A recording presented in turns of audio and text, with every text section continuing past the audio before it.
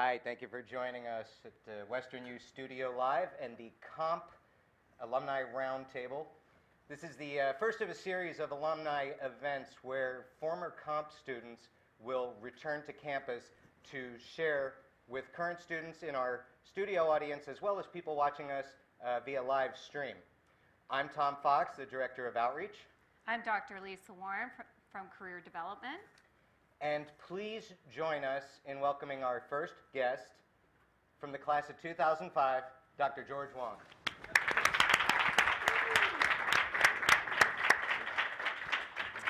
Hey, good to have you. All right, great. First thing, welcome home. Welcome Thank home. you.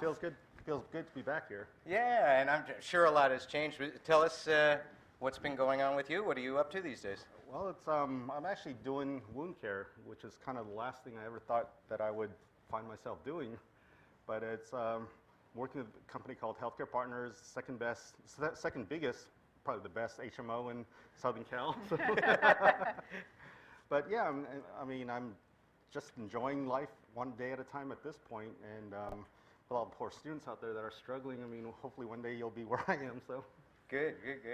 Well, wanted to let you know part of the format of this is, the students will be asking questions a little bit later.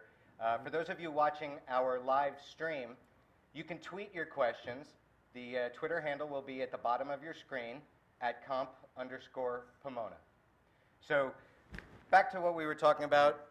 You found yourself in wound care. You, prior to coming to Comp, were a chiropractor. Right. How do you go from chiropractor? Tell us your life path. Oh, the path I got here is about as crazy as you can get. So when I was in, so I graduated from Berkeley, and Berkeley is very tough, so my GPA wasn't the greatest, had good MCAT scores, but I got rejected from the finest medical institutions in the country, including Comp. Oh, So, really? Oh, yeah. wow. So went back to chiropractor school, and at that time, took some science classes, got another bachelor's, so that could count towards my undergraduate GPA, and finally got accepted to Comp back in 2001. And so from there, during my time I was working as a chiropractor, I actually had a chance to work with a neurosurgeon and an orthopedic surgeon. So that kind of gave me a taste of medicine. So when I went back to Comp, I was just thinking, hey, I want to be a surgeon. And so that's all I had, surgery in my mind. So after I graduated, I actually went to New York, did a year. They had I did a prelim year in surgery, and they had two paths. You either go ortho or you go general. They didn't give me ortho, they offered me general, but I don't know, I don't like New York. Sorry, anybody out in New York, but it's just a different kind of town. It's very difficult when you're used to the laid-back Southern Cal lifestyle. Sure. And so I came back here, did family medicine, and so when I was doing family medicine, I enjoyed it, but I liked the fast-paced, more like an urgent care, so I started doing urgent care. From urgent care, I worked at a place where my lead physician at that site was a wound care specialist, and he's also a murder mystery author. And so he was from Ghana, and so once a year when he was writing his books, he would go to Ghana. So for example, if somebody got stabbed by the fruit stand, he wanted to make sure all the landmarks are correct. And so when he was over there, then I would take over the wound clinic, and I took to it like a duck in the water, and with my surgery background, I like doing procedures unlike most, family medicine, internal medicine doctors, and so here I am. Good deal. And wow. for those of you who don't know, we selected Dr. Wang for our first guest. It's a really interesting story, funny story of how we met. Do you want to share with them? Yeah, I had seen Thomas before walking around at ACOF, the American College of Osteopathic Family Physicians. I think I saw you maybe at some AOAs. I'd say hi, but there's a million booths, everything, so didn't really, Thomas is just another face in the crowd, sorry to say that. But yeah, but on my 10-year reunion, there's actually, I think, all of 15 people that showed up, and so I had a lot of time to talk with Thomas, and he was telling me all the stuff that they were doing at Comp, how, he had Dr. Warren here helping with career development, and I'm like, wait, they never had any of that when I was there. And so, Thomas was kind of intrigued by my story. I was intrigued by everything that was going on in Comp, and so I came over here and took a nice tour, was blown away, and I was just like, wow, it's good to be kind of more involved at that point, and so happy to kind of share my experiences and give you my tips for surviving post-comp too. Yeah. Well, and it's interesting because you started in 2001, and that was the year that Dr. Warren had graduated. Okay. Right. So Handed the torch. Over. exactly, exactly. Sit next, and yeah. So aside from the advances, we'll get to the ones with career development. What were and the buildings? What's the biggest changes that you've seen here at Comp? Probably the attitude. I mean, the support from administration. Should I tell the suicide story? Yeah. Okay. Yeah. So there's two big events that happened when I started back in 2001. One was the 9/11 attack on the U.S. with the World Trade Center, and that was on a Thursday, I believe, because that was the birthday of one of my classmates. And on Wednesday, we were kind of having. Well, I was half drunk because we were having a good time celebrating her birthday.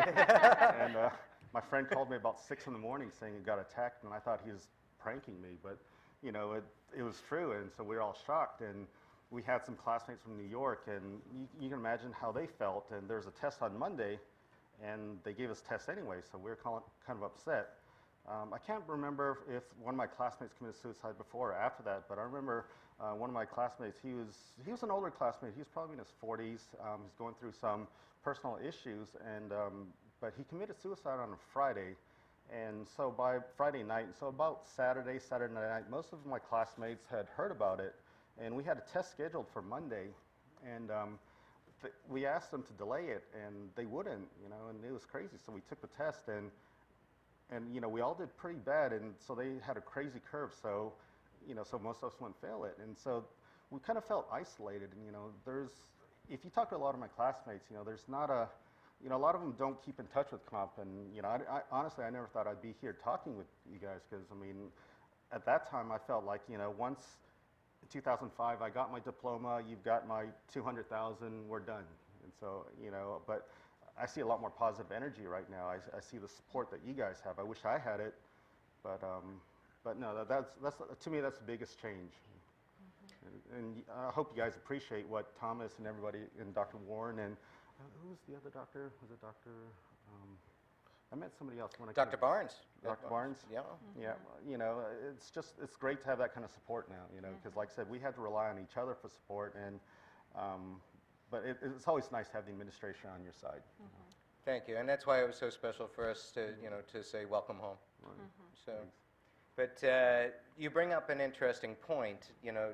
The stresses that come with everyday life, with med school. Oh, yeah. When you started, you were 31 years old. Right. How do you maintain life balance? Blow off steam? I always tell students, have a hobby, whether it's golf, exercising. You got to do something that's away from medicine. I mean, I saw some students that were so, they were such gunners that they wanted to be the top 1-2% in their class, and I know it took a toll on their health. I mean, during our reunion, I don't know if you remember, but one of our classmates, he looked younger than me when I started. Now he looks older than me, because he's a lot smarter than I am. And I just think all that stress, and at the end of the day, there's going to be only 1-2 dermatologists, ophthalmologists coming out of class. The vast majority will do internal medicine, but or family medicine. Enjoy your time. I mean, I look back at this time, and we're so stressed, we're working hard, that we didn't have time to really enjoy the time that we had. I mean, with good friends. Now I see some of my old friends, I'm so happy to see them. When you have like Doximity, some of the Facebook, some of the other social media that we didn't have back then. So it's enjoy the time with each other. Take time, go out to eat, go to a restaurant, go to a bar, just blow off some steam. Yeah. Well, a fantastic segue. Have we received any questions via Twitter? Not yet. Okay. Well, again, at @comp_Pomona. Hey. So going back to how you found your path to wound care, I was speaking to a student recently who said that's a path that he would like to take. Right. He just has no idea how to get there. Right. Is there a best path that you would say, if you're looking to do it, here's the way I would go with the benefit of hindsight. Not really. I mean, there's not a lot of doctors out there that are doing wound care. I mean, it's a huge field that's expanding. I mean, I think they said about 10,000 people are turning 65 every day, and it will for the next, 10, 15 years. So it's a huge market out there. There's 3 different boards right now that are trying to get recognition by American Board of Medical Specialties. But the best way to do it is just to do it. You know, I fell into it by accident, and there's not really a lot of good, solid programs out there. You know, most of the wound care centers are basically run by nurses, and you'll have a vascular surgeon or a plastic surgeon. They'll sign off charts at the end of the day. I do it differently. I mean, I'm actually in there cleaning the wounds, doing the dressings with my nurses. So, I mean, I'll be happy to, you know, once Comp and my company get an agreement, I'll be happy to take any student that wants to rotate with me. There you go. That's good. Yeah, we love that. And we wanted to also talk about the help that you've been giving us with regard to being willing to come back and lecture, being willing to come back in a forum such as this. You know, we say there's 3 things that people can give: is the time, the talent, and the treasure. And I want to thank you because you did all 3. And your classmate, Dr. Chris Vernon, who passed away last May, we're working on a fund to help with the Medwell treadmills, and Dr. Wang has kindly written a check to go towards that fund, and we're very thankful for you and for that help. Oh, yeah, absolutely. Thank you. And here it is right here, too. Oh! Oh, look at that. Look at that. It's real. It's real, see? All right. Oh, yes. Donate. Very nice. Thank you. Thank you. And, you know, maybe it goes back to what we're talking about. You know, I didn't really know Chris's personal life, but Chris was one of the smartest guys I've ever met. I mean, he would literally read it one time, and, you know, even during lectures, I mean, you know, I don't know how you guys felt. When I'm listening to a lecture, I'm just like trying to copy down, and I try to figure it out later. We'll watch the video. But Chris would sit there and actually understand it and kind of point things out, ask intelligent questions, not like, can you repeat it, you know, like my questions. And so he's one of the smartest guys I've ever met, but he was so driven too. And so I don't know if that contributed to, you know, his early passing, but I mean, boy, he was brilliant. Yeah. Yeah. And you know, all my classmates, you can ask them, I mean, they were always asking, hey, Chris, what the heck did Dr. Whatever say, you know? And I mean, he would explain it, he'd put it in words that, you know, like a layperson could understand. So It's a gift. yeah, it was. It is. That is a talent. You were like that too, right? Exactly. Yeah. And then I inherited a husband too along the way. That's right. That's right. So that's great. And so let me see. So you came in again, 31 years old. The work life. Had you had your children? No, then?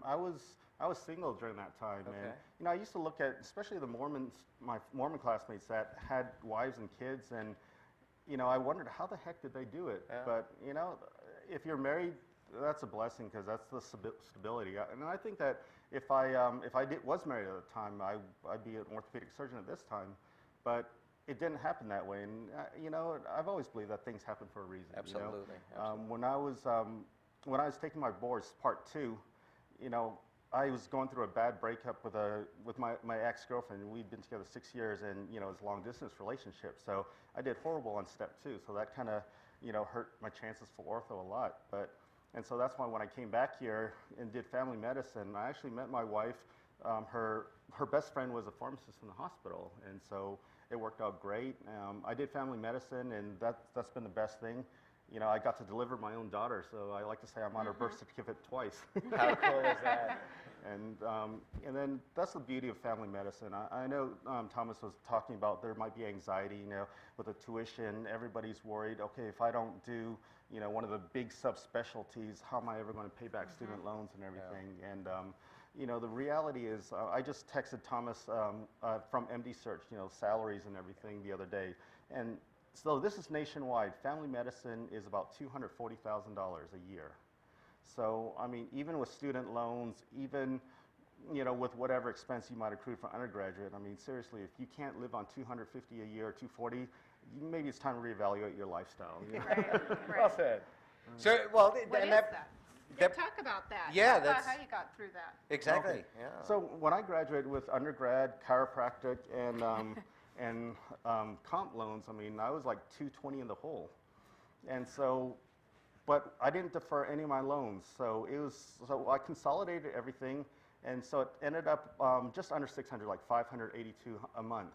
So as a resident, I mean, that's a huge chunk. But, I never got any deferment. I started paying. We graduated in May. In June, my first check was in the mail to the for the student loan company.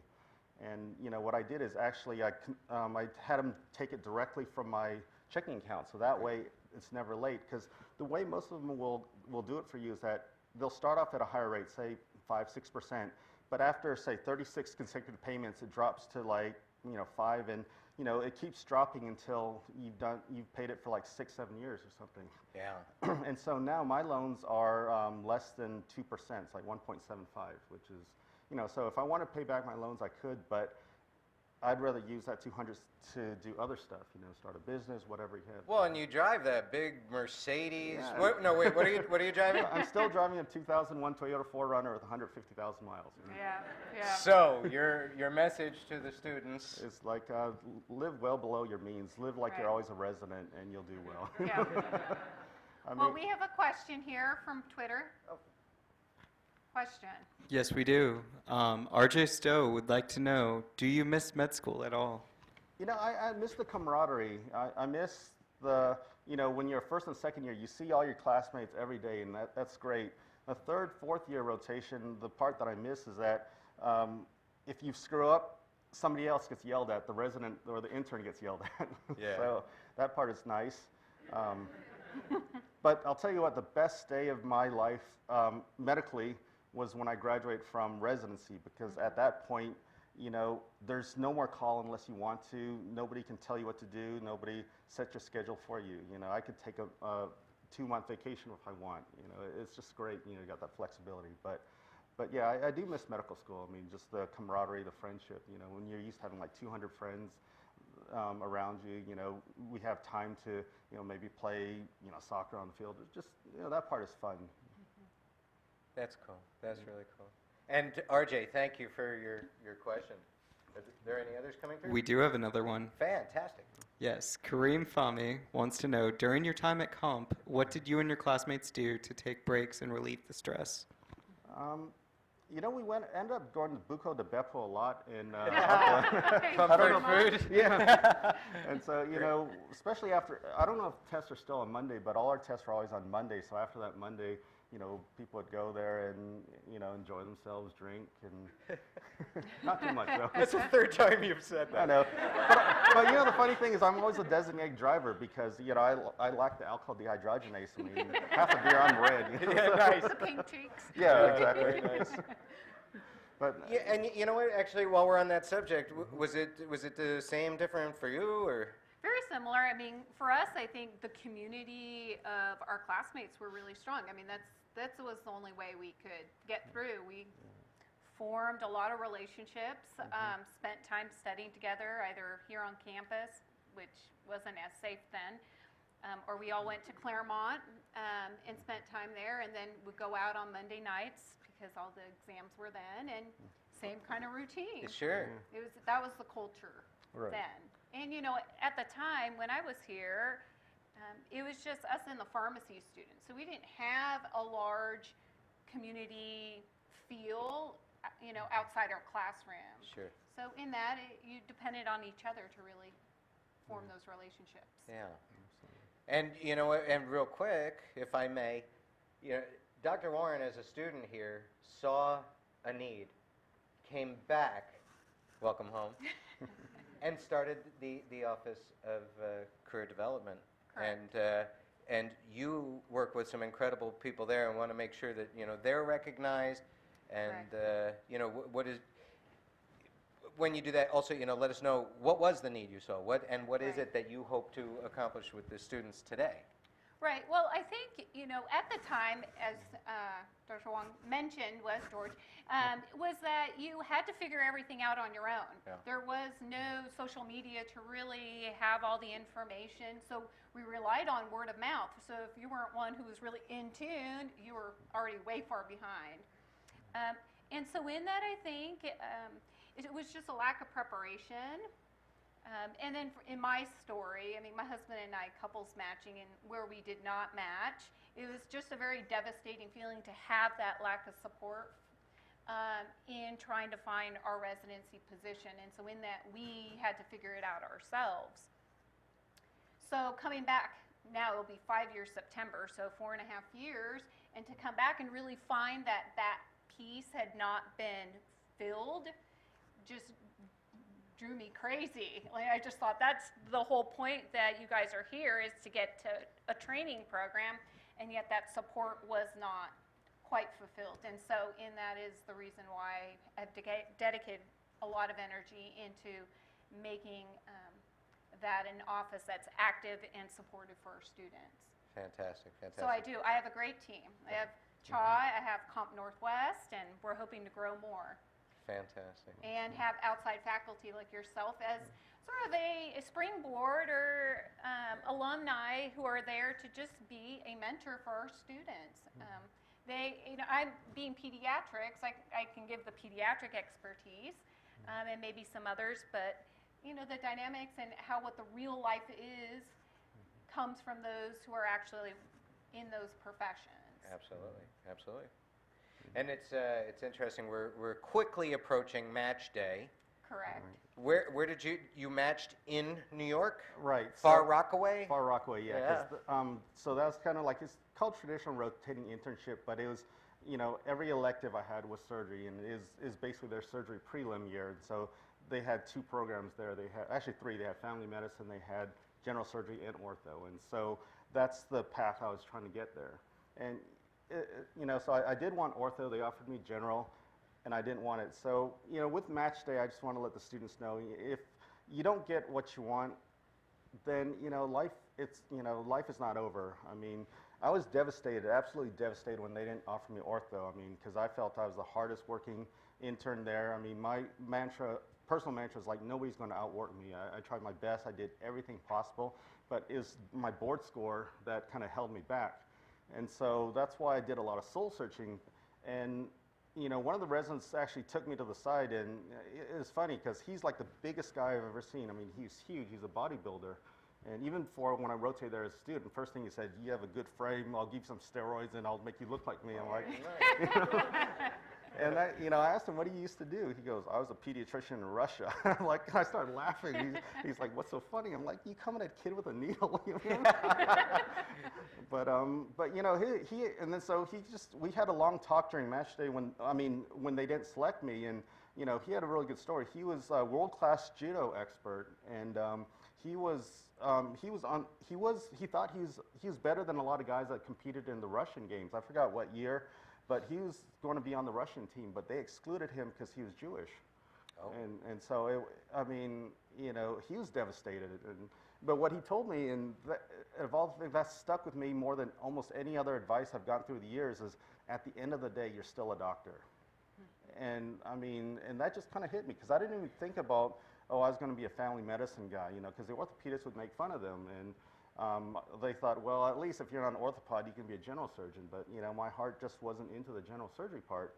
And I really wanted to get out of there. But yeah, when he said that, at the end of the day, you're still a doctor. So I went to residency out here in Presbyterian Intercommunity Hospital. Beautiful hospital, great food. That was the other thing I was going to say. So when you're talking about making your payments against your student loans, Oh yeah.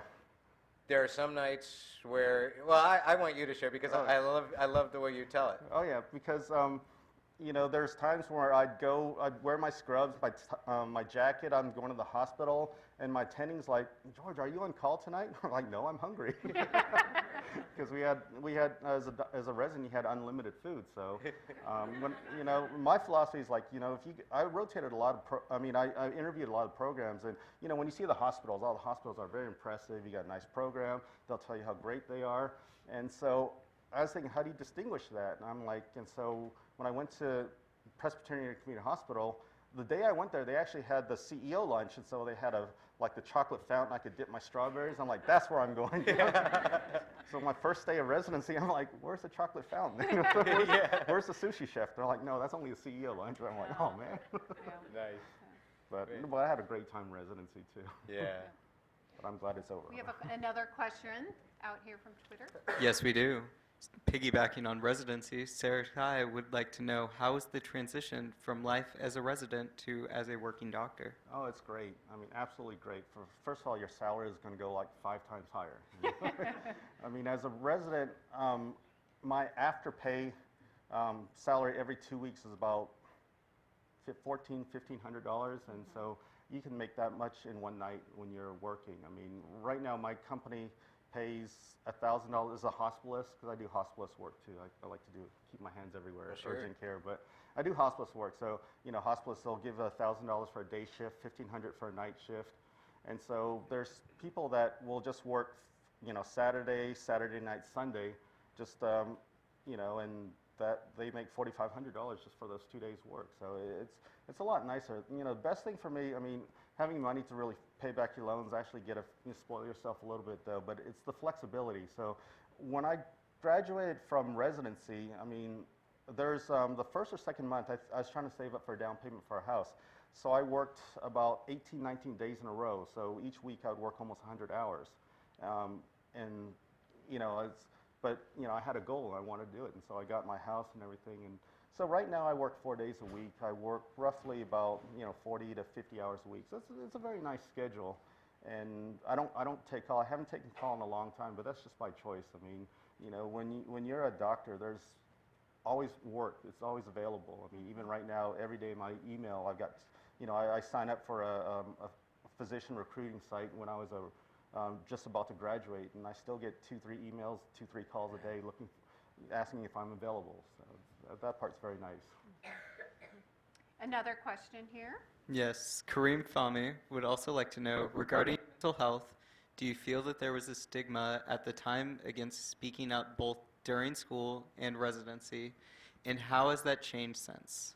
There was. I mean, for East Coast, West Coast medicine, I think it's totally different. I mean, East Coast, I mean, they'll throw you in there sink or swim, and West Coast, it's a lot better. And I think now that they're recognizing, I see a lot of studies regarding physician burnout, resident burnout, student burnout. So I think there definitely is a lot more awareness of that. But back in the day, I mean, you just worked, you toughed it out. I think it's almost like sports and football. People are a lot more conscious about like chronic traumatic encephalopathy versus, oh, he got his bell rung, just let him sit and go back out there. Sure. Did you live under the world of duty hours when you were a resident? Yeah, because I was in New York, and that's when they had the Libby Zion just a little while. So that's why one of my surgery attendings, I mean, when I said, I have to go home, and he was just like, yeah, I was like, what, you admit this patient? What kind of an idiot are you, want to go home? I was like, well, I don't want to go home. I want to do this case. I hate doing the scud work, but they're forcing me to go home. And then so he would like, but it wasn't my fault. But yeah, they limited. But when we're on surgery, we're like Q3, because they had calculated it to the hour. Basically, you have how many weeks of vacation, how many days off for this, and so they worked you. I mean, even though it was 80 hours a week, and only 80 hours, but I mean, they made you use the 79 yeah. hours and 59 minutes right, to exactly, its max. exactly. Yeah. So we fast forward. You're out there working. Now, how do you blow off steam? Just family time. My kids are involved in everything: swimming, golf, skating. How many kids karate. do you have? 2 kids. 2. Okay. Yeah, that's enough for me at least. Yeah. They're spoiled, but Wouldn't have it any other way. Exactly. But for me, I like, I don't want to just be like those parents, like the helicopter parents sitting there watching them. So, when they're skating, I'm out there on the ice with them. When they're hitting balls, I'm like hitting there too, trying to give them hints and probably driving their teacher nuts. But Yeah. when they're swimming, I'm in the water. So I like to do things that we all like to do together. So. That's fantastic. So you'll get the whole family together for the Town and Gown golf tournament. Yeah, exactly. Put together a foursome. Right. Good. And I didn't know if we had another one coming in, but I got a question from one of your classmates Okay. at OPSC in San Uh-oh. Diego last week, and I'm going to paraphrase it, but now that you're a DO and not a chiropractor, and you can practice OMT and its many effective techniques versus just HVLA, how is that? No, it was great. I mean, when I was, so chiropractor is very focused just on the HVLA part.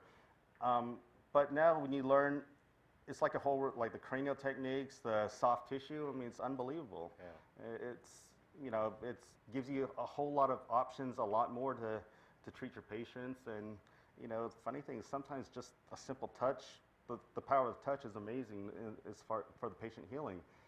You know, a lot of doctors are sitting behind their computer typing when they're talking, and, you know, especially for our older patients, that's just so disconcerting. And so when you go up there, you touch them, and, you know, my palpation skills, for example, when I'm checking for distal pulses, like in the legs, dorsalis pedis, posterior tibialis, that's critical for me because I use compression wraps, and I feel that, you know, doing a lot of these soft tissue techniques has helped my palpation skills. And so I know when to apply this dressing, when not to. I mean, and for me, that's the difference between getting sued because I compressed a leg with peripheral arterial disease, and all of a sudden I open the wrapping and I see a black foot. I mean, which has happened, and so I've had to do case reviews with doctors saying, you know, this has happened. You know, this patient came in here.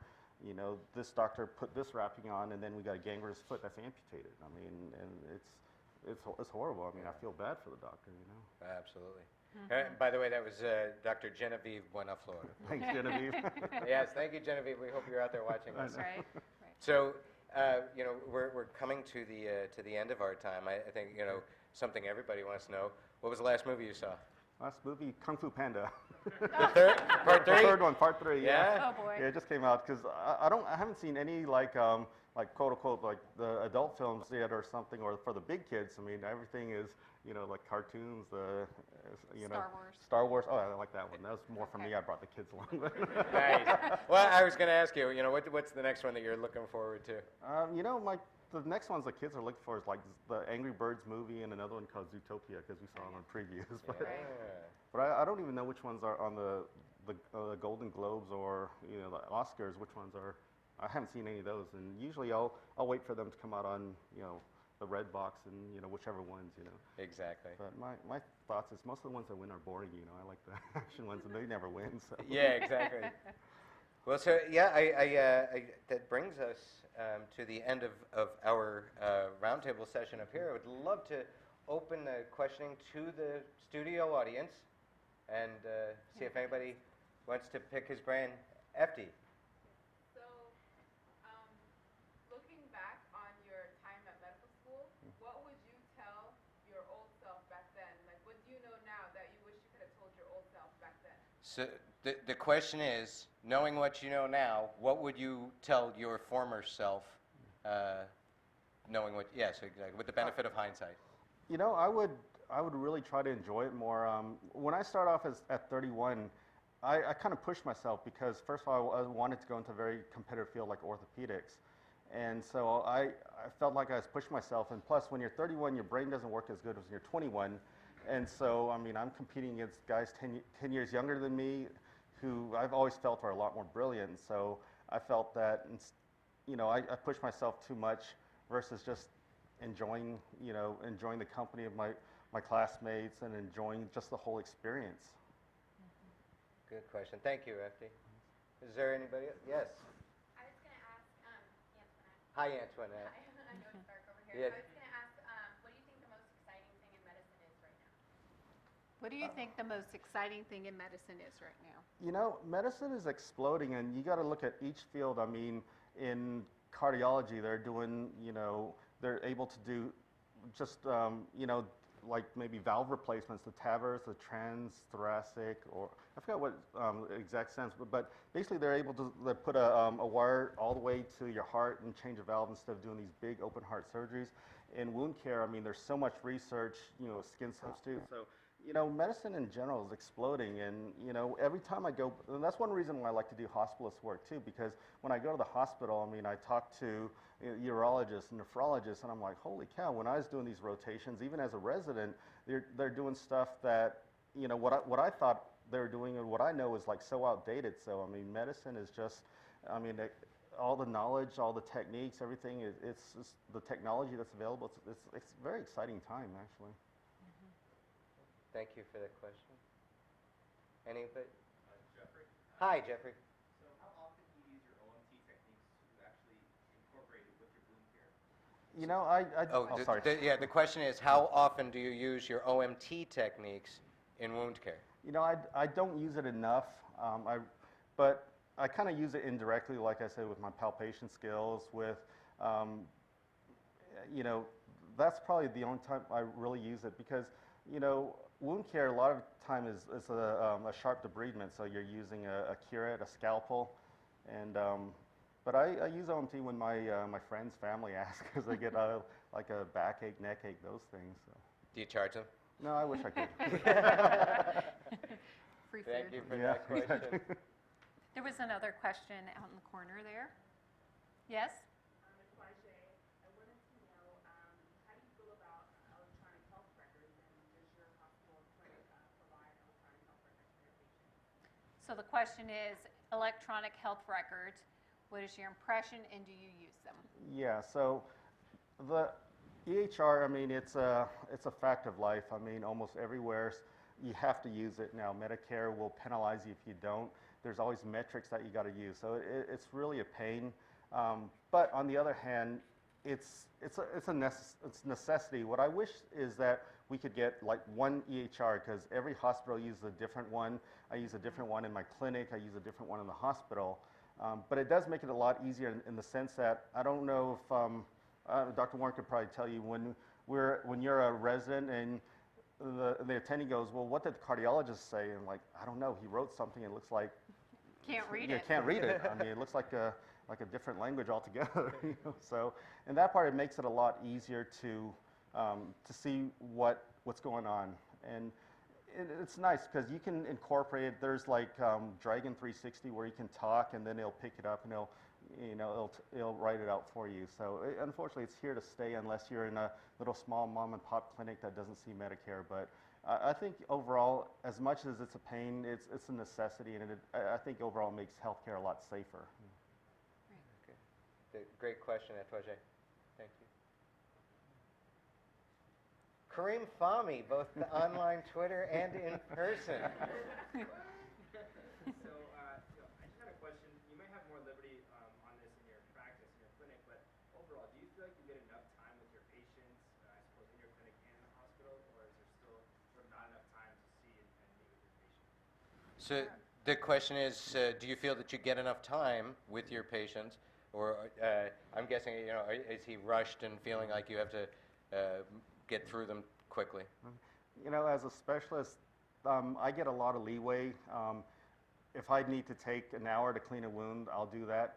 In the hospital, we get 16 to 18 patients we see, and we get paid for the shift. So if I can get done sooner, then I keep the difference. If I take longer than a 10-hour shift to see them, then, you know, I eat the difference. But for the most part, in primary care, if you're employed, they will schedule you for patients every 15 minutes. And that is a big problem because if, you know, by the time you chart and the time you want to talk to the patients, it really doesn't seem like a lot of time. And you know how it is, patient comes in for, you know, a neck pain or they do want to do blood work, and then there's always the, by the way, as your foot is halfway out the door, and that takes you another 20 minutes and throws your schedule off. Thank you, Kareem. Yes. Sarah? Hi, Sarah. My question is about the changes in healthcare in regards to insurance and how there's universal healthcare now. Could you speak about how that has affected your patients and also your practice? So the question is universal health care. How does that affect your patient flow, patient care? Okay. It's not really universal at this point. I mean, down the road it might be, but a lot more people, you know, my company has seen a big uptick in the number of people that, you know, are getting on, that you have to have insurance, especially now that you get penalized if you don't. As an individual, it's changed the nature of medicine definitely, because instead of having your local mom and pop, now it's bigger and better. You know, my company, Healthcare Partners, has been buying a lot of individual groups. Kaiser has had tons of people sign up. They're hiring people like crazy too. So the model has changed. We're more doctors are employed than self-employed at this point. You know, if we can get more people insured, even better, because like I said, if we can get to these problems, just like wound care, if I can get to an ulcer when it's just a small, tiny one, it's a lot better than trying to deal with, you know, a huge ulcer where I'm looking at bone and looking at amputation. So, you know, I mean, there's drawbacks, and I'm hoping that they keep tweaking it, making it better. So, you know, like for example, lowering the copay. Right now, out-of-pocket cost for patients, I think they say they'll cap it at $6,000, but you know, I see very few patients who have $6,000 extra lying around. Right, right. Thank you for that question. Is there anybody else? Oh, way in the back. Hi, I'm Elaine. My question is... Laney? Yes. Hi. What are your thoughts about telehealth, since it's a relatively new field in medicine right now? So your impression of telehealth? You know, I think it's great. I mean, I think that really, you know, there's not enough doctors. I mean, depending on the study you read, we're going to be short how many hundreds of thousands of doctors. So I think that's just like having PAs or NPs. That's kind of, it's a way of extending yourself. My company's looking at that where, well, we do it somehow where like these nurse practitioners out in the field will email me or something, and I'll take a look at the wound and I'll say, you know, you should do that. When I was interviewing at some of these ICUs, I mean, you have a camera in there and you have an intensivist that if you have a problem, you can always call them and they'll look at the patient, they'll look at the monitors and give the recommendations. So I think that's medicine of the future, and I think it's going to really help, you know, especially with the looming physician shortage. Thank you, Lenny. Yeah, Dan. Hi. Hi. So we talked a little bit earlier about how medicine is ever advancing, and there's always new things new ways to approach patients. How do you stay up to date with how you treat your patients? So the question is, how do you stay up to date with all the new changes, everything that's going on? What do you do? You got to go to conferences. I mean, that's why there's CME requirements. I go to at least 1 to 2 wound conferences a year to see what the latest techniques are, latest products. You know, every year when I go to like AOA or ACOF, I mean, there's just new drugs coming out all the time. Now you have Hippocrates, and so that's nice, but you just got to stay on. And, you know, every year the metrics will change too. You know, you'll have like, you know, what is it, U.S. Preventive Task Force recommendations. They change from year to year. I mean, you know, back when I was a resident, they recommend like mammographies, you know, so often. Now they're saying this, or PSAs. They used to recommend it, you know, every year. Now it's like if you get 2 negatives, then they don't recommend testing. So it changes all the time. So, you know, especially if you're employed, you're going to have to stay up on all the new recommendations, you know, all the new metrics. Yeah, thank you, Dan. Anybody else? I don't see any hands. So that's going to bring us to a close here. I want to personally say thank you for coming, and also for being so open and honest with everything from the money. You did ask me to remind you of one thing. Oh, yeah. And that's to impart the rule of 72. Oh, yeah. So the rule of 72 basically says that if you divide 72 by the interest rate, so let's just use 6 because it's a nice easy number. So 72 divided by 6 is 12. So that means in 12 years, if you invest $100,000, it'll grow to $200,000. You actually do the numbers. I did it myself, so it's kind of close. But it also works against you, so that's why, you know, I wanted to talk to you about your finances. You know, most of you will say will graduate with about what, 200 to 300,000 in debt. So let's say 200,000. Nice, easy round number. So if you defer at, say, what are interest rates? Maybe 6%. So if you defer for 12 years, which I do know people that do that, you're going to owe twice as much. So, you know, and I have a friend that's done that. He's been out longer than I have, and he's single, and he's so broke right now that he has to take class at community colleges so he can qualify as a student, so he can defer his loan. And so, That's awful.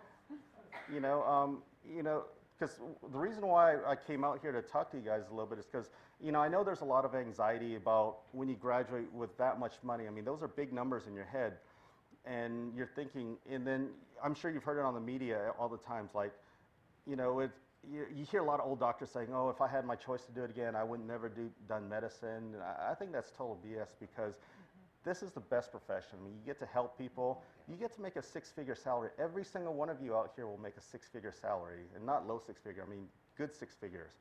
And so, you know, when you look at your student loans, you can think of it as a mortgage too. But you know, if you live below your means, you still have that resident mentality. You'll make more than you'll need, and you'll be happy. And people that saying, well, people don't respect doctors and stuff. Well, a lot of times I've seen with the doctors is because they treat their patients like they're idiots. They think that, oh, I'm the doctor, I know everything. And you know, for me, I was very humbled by everything that I've been through. You know, being a chiropractor and everything. So, I mean, I go there, I talk normally. I mean, if I see some PhDs from JPL, they want to know everything, so I'll use all the biggest terms I can think of to try and sound smarter than them. And then you'll have grandmas and grandpas that don't know much, and you talk down and you speak to their level, and they appreciate that, you know. But I think what sets comp apart, the DO profession, is that, you know, we care about the patients. I mean, not saying that the MDs don't, but I mean, that's kind of drilled into our head from day one, you know, patient care, patient-centered, all that stuff. And touching the patient, I mean, the power of the touch is unbelievable. Absolutely. And, you know, to that point, our current dean, Dr. Paula Crone, 1992 graduate of comp, told all of you on your first day, at the end of the day, it's all about the patient. The Absolutely. patient, exactly. Right. So, well said. Yeah, without a patient, you don't have a job. Right, right. So, thank you again. And members of this studio audience are part of Sigma Sigma Phi National Honors Fraternity. And first-year student FT Akam has a gift to present to you as a way to say thank you. Right. And for those of you who don't know, at OPSC in San Diego, she took home second place on her poster presentation. Awesome. So a nice round of applause for FT. All right. Thank you so much. And with that, we're going to close things out. And thank you all. If you'd like to come up and say hi to Dr. Wang, ask some questions one-on-one. But on behalf of myself and Dr. Warren, goodbye, thank you, and we will see you. We'll see you next time. All right, thank you. Wow. Good talking in front of these guys, and I would have never